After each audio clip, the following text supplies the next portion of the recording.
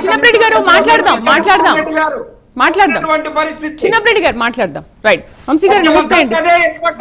జగన్మోహన్ రెడ్డి గారు శ్రీలక్ష్మి గారు అంటే నాకు తెలియదు అని వాళ్ళు ఏదైతే వైసీపీ నాయకులు చెప్తున్నారో వికీపీడియా కొడితే ఎర్రా శ్రీలక్ష్మి గారి చరిత్ర అంతా వస్తుందండి. శ్రీలక్ష్మి గారు 1988 బ్యాచ్ ఐఏఎస్ ఆఫీసర్. అక్కడి నుంచి కేవలం ఆమె పనిచేసింది మొదట వైఎస్ రాజశేఖర రెడ్డి గారి హయాం, మాజీ సీఎం.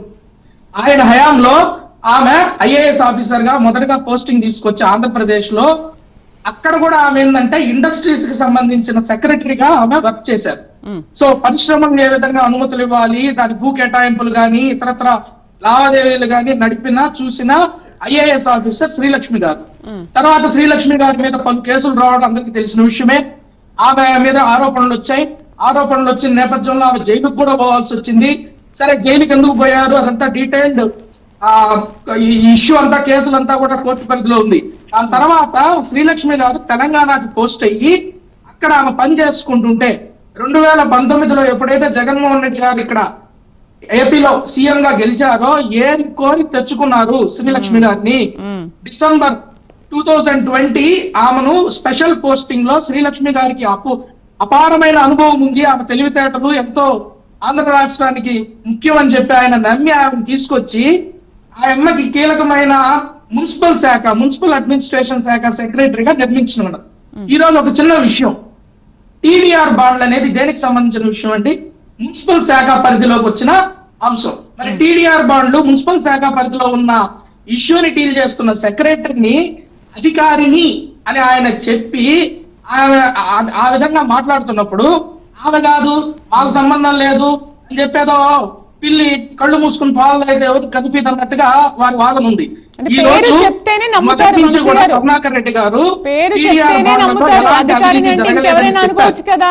ఈ రోజు ఆయన స్వయంగా ఏం చెప్తున్నారు, దాదాపుగా 100 కోట్లకు పైగా టీడీఆర్ బాండ్లలో ఒకానొక అధికారిని ఆమె దోచుకోవాలని చూసింది, ఆ ప్రయత్నానికి మేము అడ్డుకట్ట వేసే ప్రయత్నం చేశాము, ఈ మాట ఆయన చెప్తున్నారు. అంటే టీడీఆర్ బాండ్లలో అవినీతి జరిగింది. ఈ 100 కోట్ల 1000 కోట్ల 2000 కోట్ల అనేది ఖచ్చితంగా విచారణలో బయటకు వస్తుంది. 100 కోట్లు అనేది కూడా ఏం తక్కువ అమౌంట్ కాదు కదండి. 100 కోట్లు ఖచ్చితంగా అవినీతి చేసినారని ఆయన ఒప్పుకుంటున్నప్పుడు, అప్పుడు వాళ్ళ హయాంలో అవినీతి జరిగినప్పుడు వీళ్ళంతా ఏం చేస్తాం, నాకు వీళ్ళంతా సైలెంట్ గా ఉన్నారా? అంటే ఒక ఐఏఎస్ అధికారిని ఎవరు నియమిస్తారు? ఒక ముఖ్యమంత్రి నియమిస్తారు, cabinet నియమిస్తుంది. Under that supervision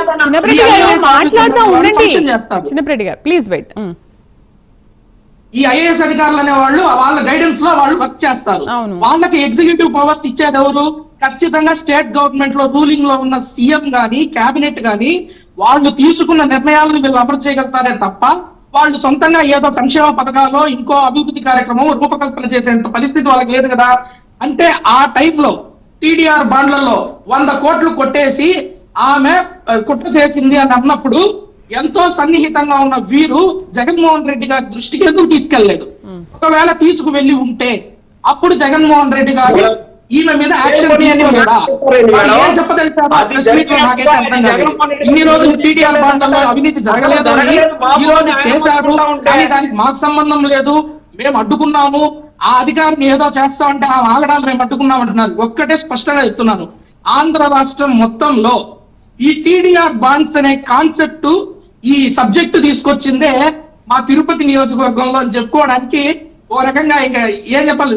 Tirupati నియోజకవర్గంలో ఇలాంటి టీడీఆర్ బాండ్ల కాన్సెప్ట్ తీసుకొచ్చి ఎక్కడైతే రోడ్లు వేయాలో, ఎక్కడైతే ఖాళీ స్థలాలు పొలాలు ఉంటాయో ఆ పొలాల యజమానులకు ఏదైతే భూమి పోతుందో ఆ భూమికి బదులుగా డబ్బులు ఇవ్వలేని పరిస్థితిలో ఈ టీడీఆర్ బాండ్ల రూపంలో వాళ్ళకు కొంత బాండ్లను ఇచ్చి ఆ బాండ్లను వాళ్ళు ఇంటికి కావాల్సిన పన్ను కానీ ట్యాక్సులు కానీ బాధ్యత అసలు